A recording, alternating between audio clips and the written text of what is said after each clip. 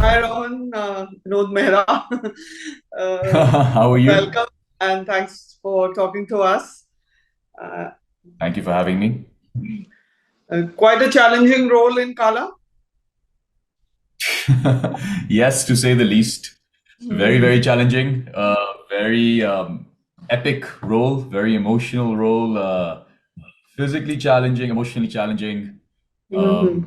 Yeah. So I think it was max and everything. Yeah. Yeah, and a complete arc at that. Yes, of course. And which any actor would relish at. It's so it's great when as an actor and as an artist when you have a starting point and an ending point and you have an epic journey throughout that. It gives you a lot of room to bring the truth to it for sure. But at your age, playing father to an actor who's almost your age or maybe a little older, I don't know exactly. Avinash Tiwari, how was that?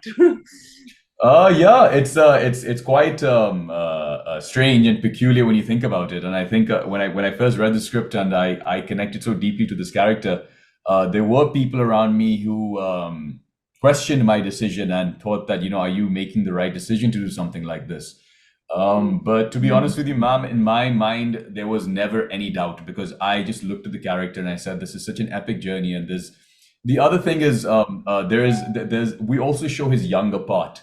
So Yes. we show the 25-year-old as a 35-year-old and as a 55-year-old eventually. So Hmm. I think in my mind I saw that and I was like, okay, look, I'm definitely going to look young in the young part. Like there's no doubt about that. So no one's going to get confused with that.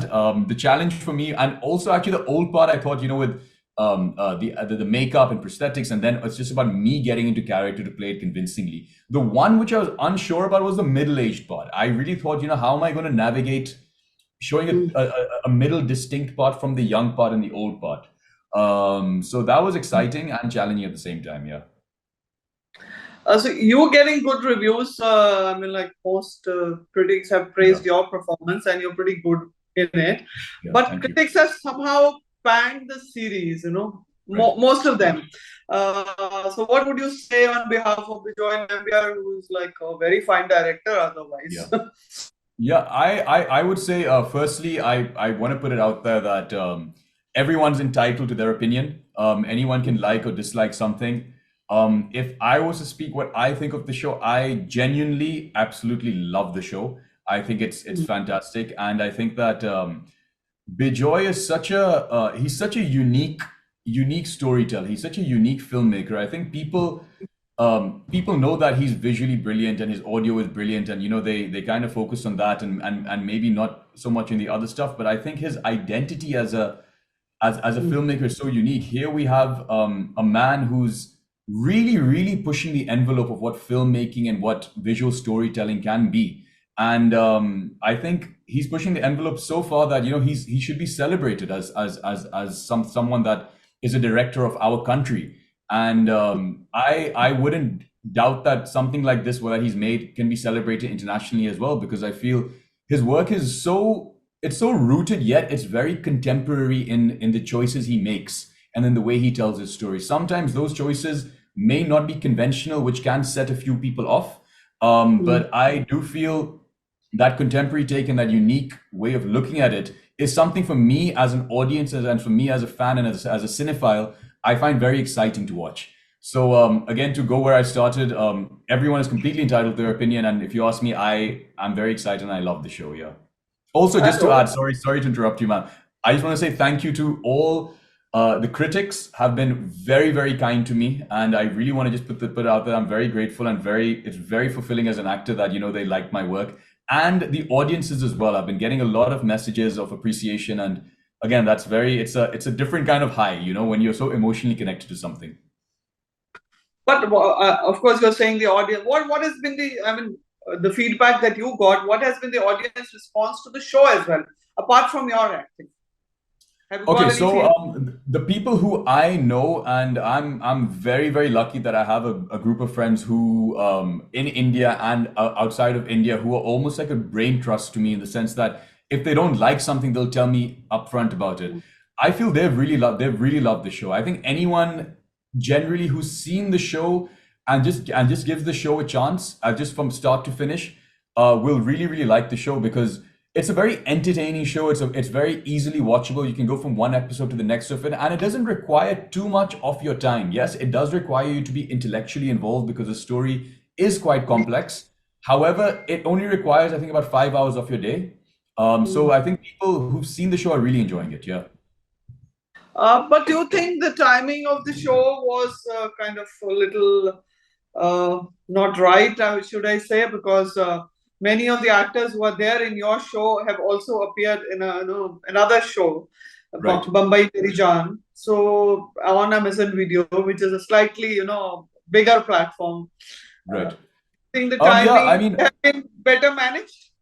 honestly, I wouldn't be able to comment on that, man, because that's not really my area of expertise. We as actors trust the people in those positions to make the best decisions possible in that moment of when they're making the decision. So for whatever decision, whenever the release date they decided to make it, release it was definitely, I will say, it was definitely thought about. There was definitely planned, and there was thought behind it. So out of respect to them, I would say that they're experts in that field, and I'm not in the right position to answer that question.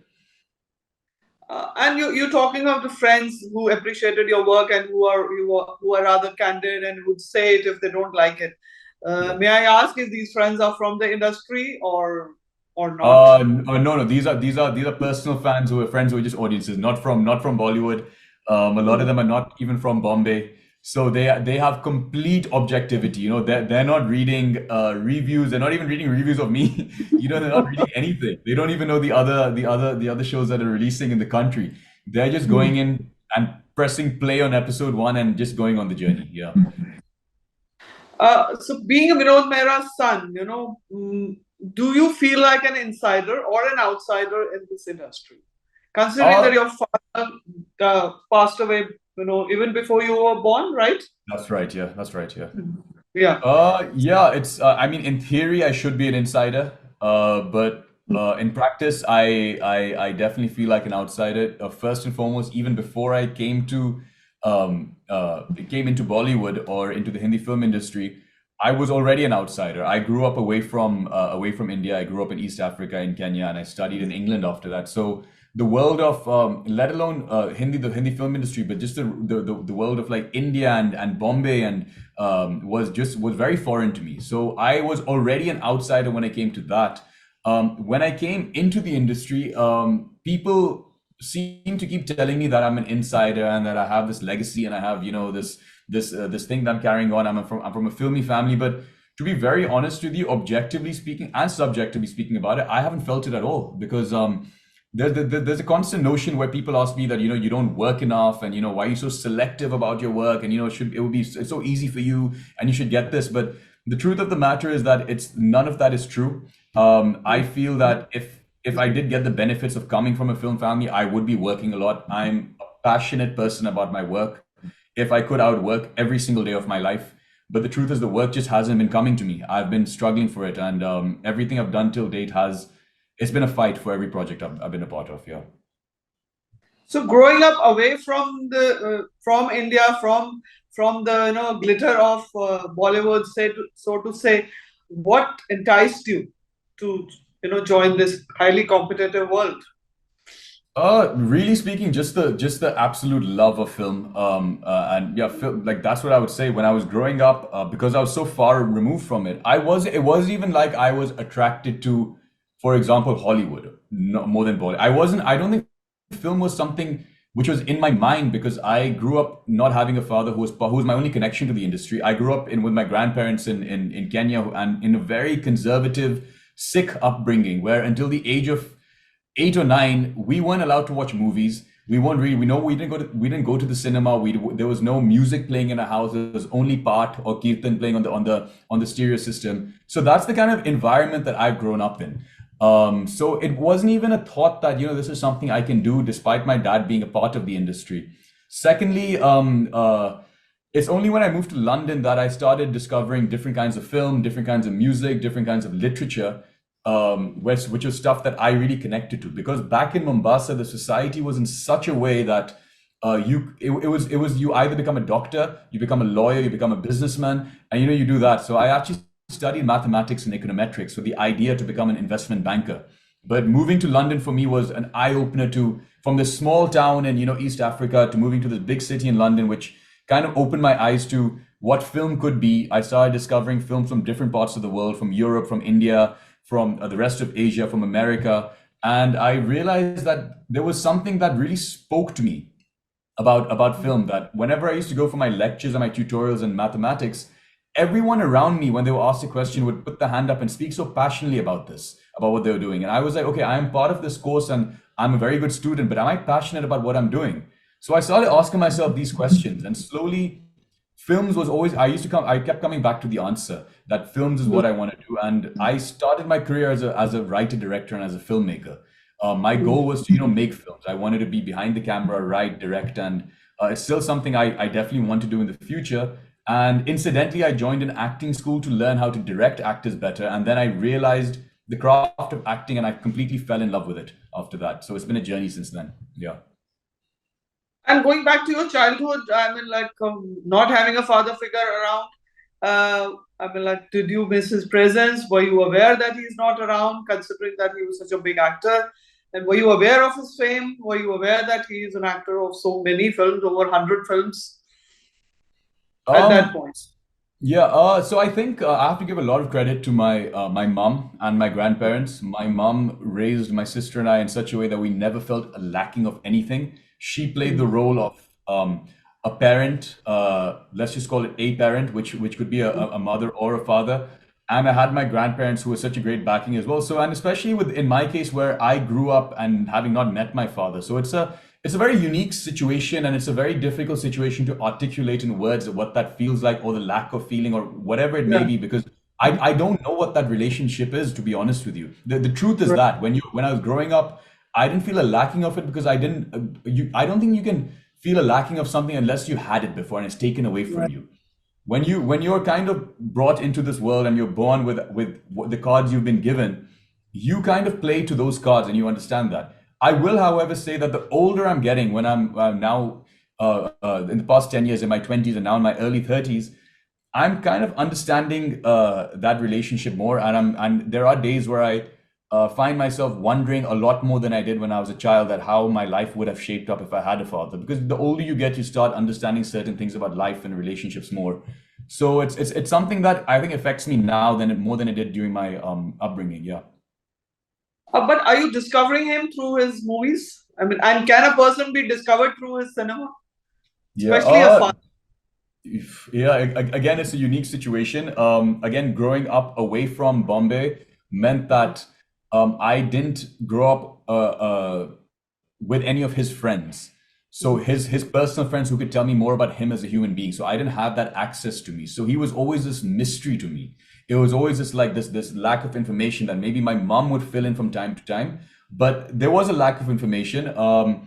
Like you asked, funnily enough, I do feel like I'm discovering him through his films. I Because I believe from what I hear and what I see from my own eyes, he looks like someone who is a complete artist, someone who literally gave his life for this industry.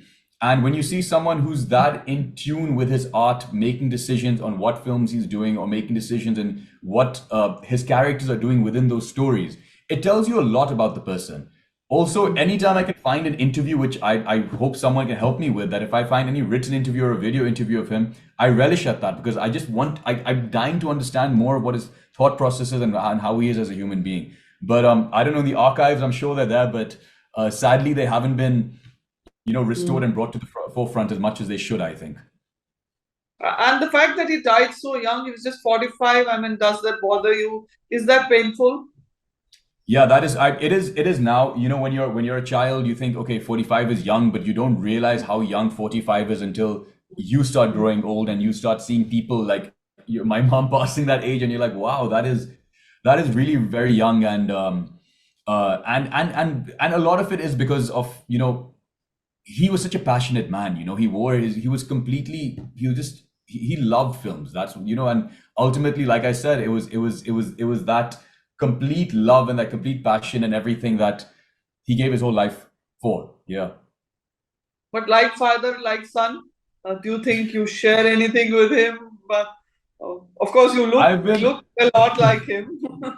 I've been told I'm a spitting image of him when it comes to the things I do and the interests I have, because it's very very strange. Apart from the fact that we are both actors, he always dreamt of becoming a director, and he passed away actually when he was directing his first film, Gurudev.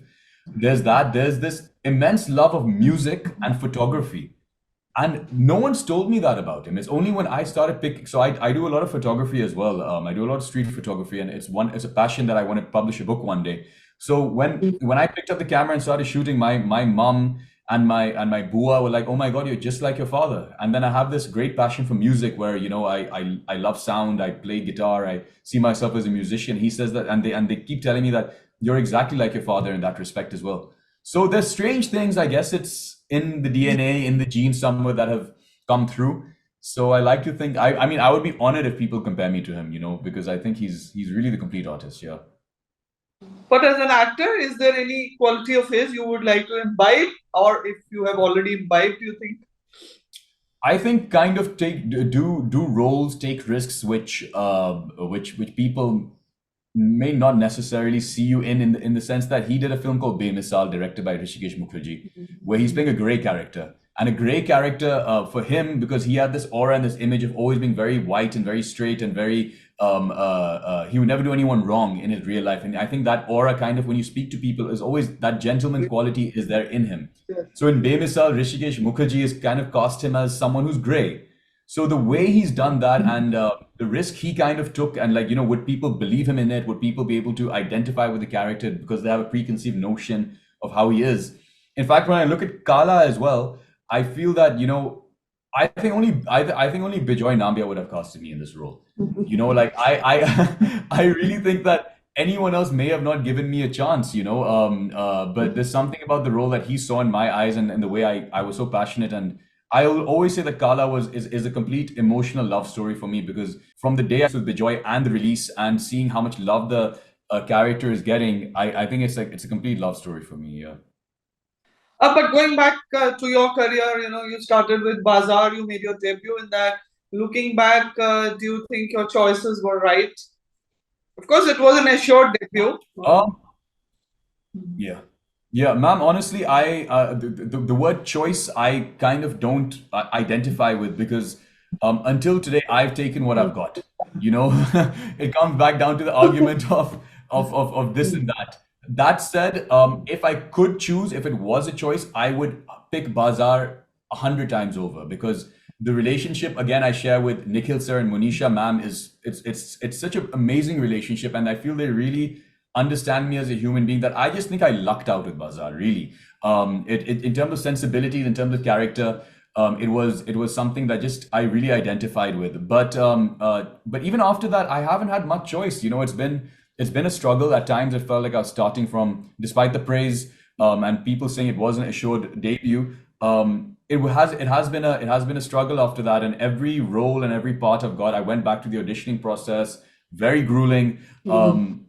Come out of it with a fight, and come out of it with the roles I've done after that. But do you think since 2018, your craft has really improved?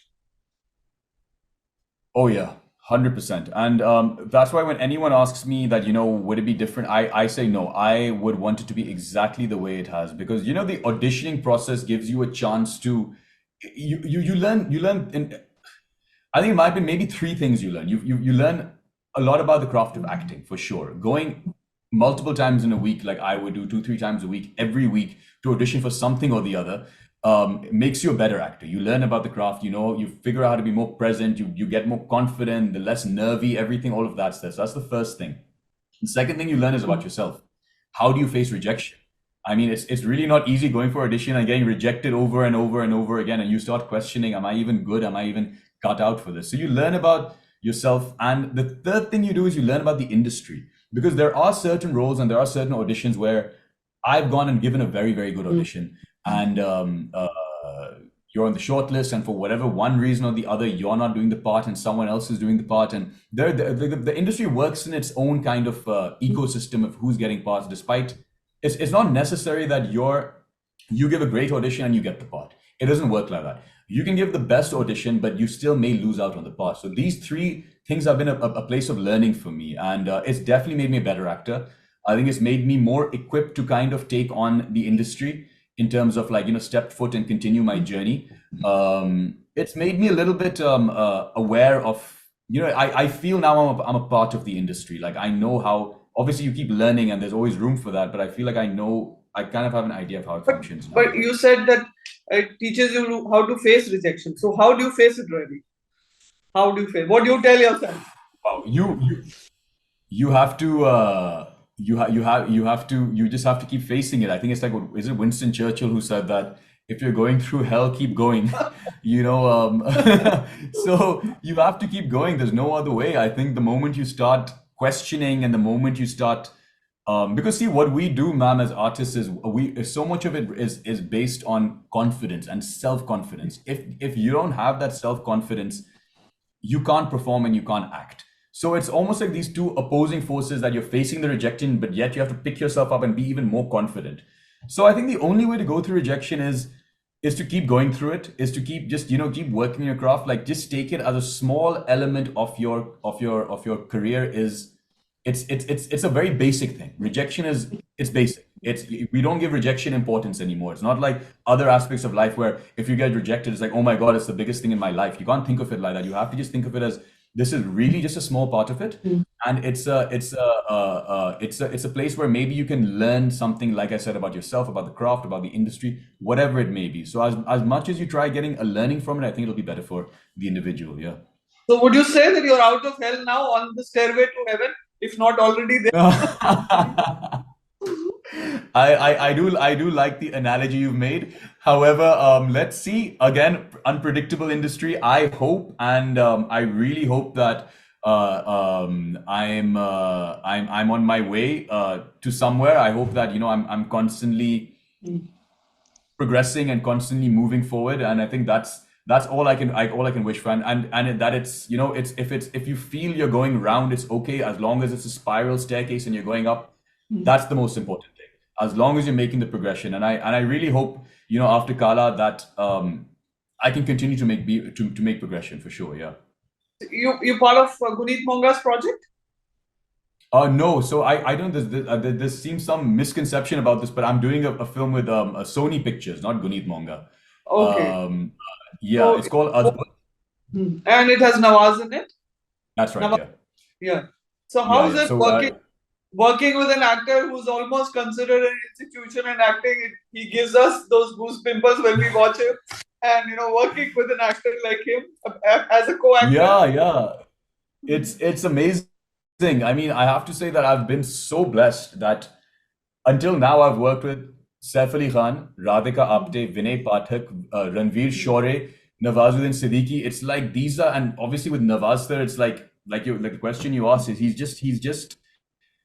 amazing. I mean, it's the thing is that he's such an institution himself in the way he approaches scenes, in the way the decisions he makes with the character, how present he is in a scene, and not like, trust me, if anyone is scared of failing, and this is good advice to I think actors in general, and I keep telling myself this, is that I've worked with Nawazuddin Siddiqui, and the way he's really not he's so okay in failing. Like he doesn't mind giving many takes. He's constantly finding it.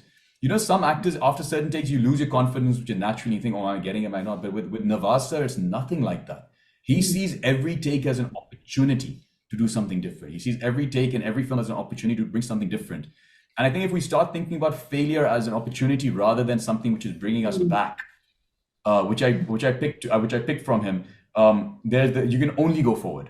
There's no option of going back then. It's just how you're defining failure.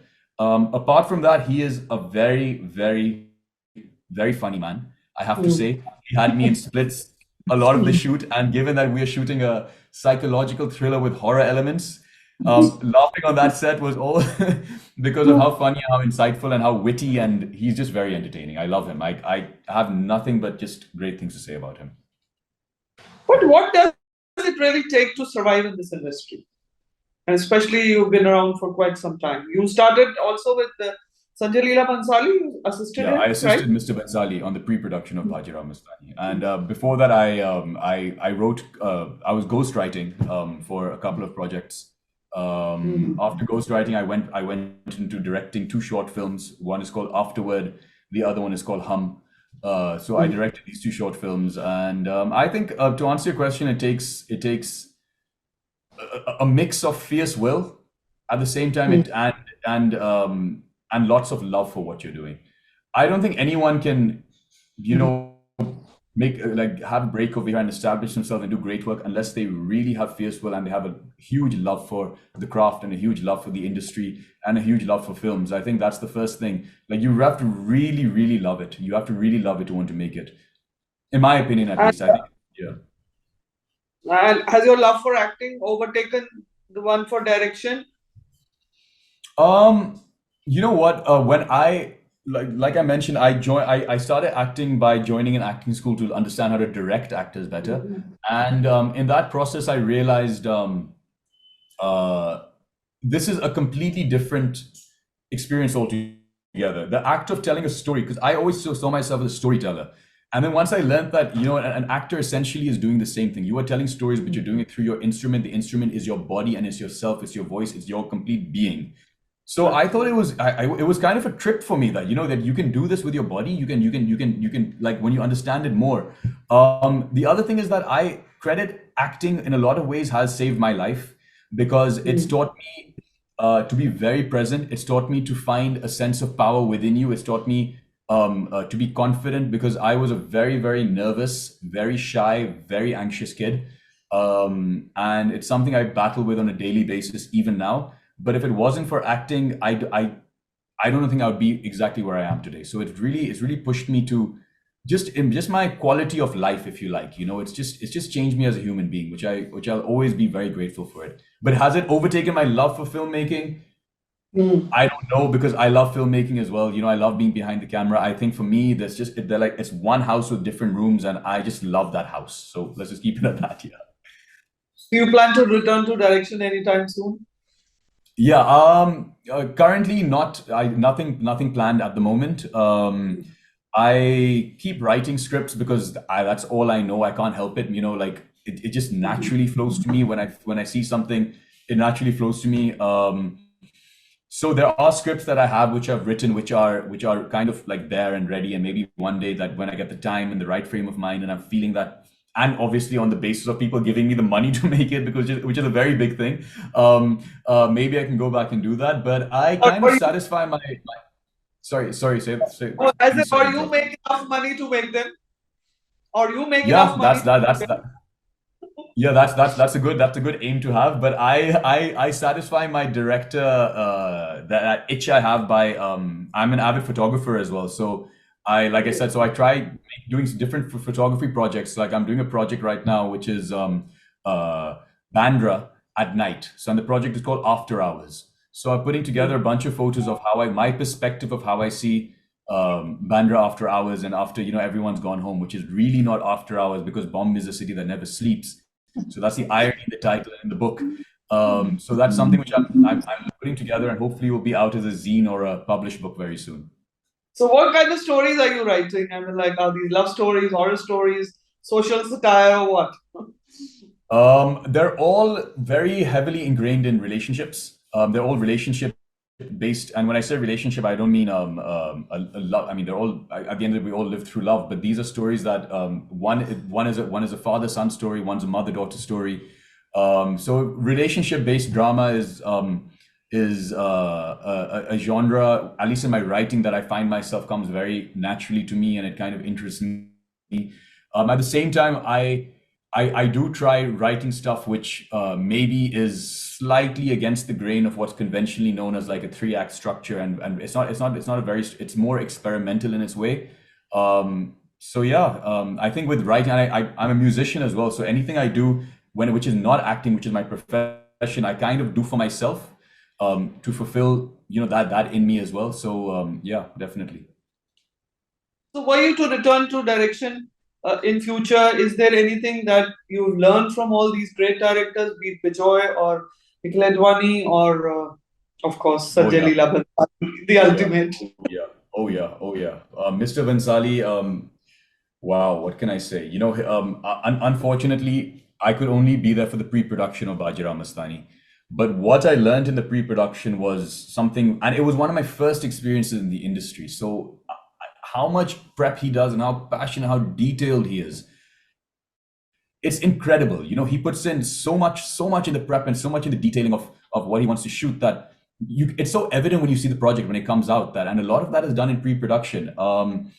With Nikhil sir, he's again very passionate, and he just keeps going. You know, and I think with Nikhil sir, he's also really fought, you know, in his career, and you know he's really pushed. He's had a great start, and then he pushed between the films in the middle, and now he's created this incredible production house slash studio, which are making amazing stuff, very great content based stuff. So he's very inspiring as well. With Beejoy, it was this almost this independent filmmaking spirit, which is what I know from the way I've made my short film, which is like, you know, you have a very young crew, you're going out there, you're shooting with a few lights, everything is on the go, the camera's handheld, it's chaotic. Like if anyone saw us from the outside, you'll be like, what are these guys making? But when you see the product, it's like it's so visually sophisticated. And from Beejoy, I've learned that there's no excuse. The only excuse is you to not go out there and make it. So yeah, so I think all these guys have taught me, and from Sabir sir as well, you know, with shooting Adbut now with him, I have to say Sabir Khan, the way he treats actors, he makes you feel incredibly loved. He makes you feel so confident. He makes you feel like you can do anything on his set. So his treatment of actors is like, I mean, I think anyone would love to work with him because how good he is with his actors. Yeah. So would you say life's good right now?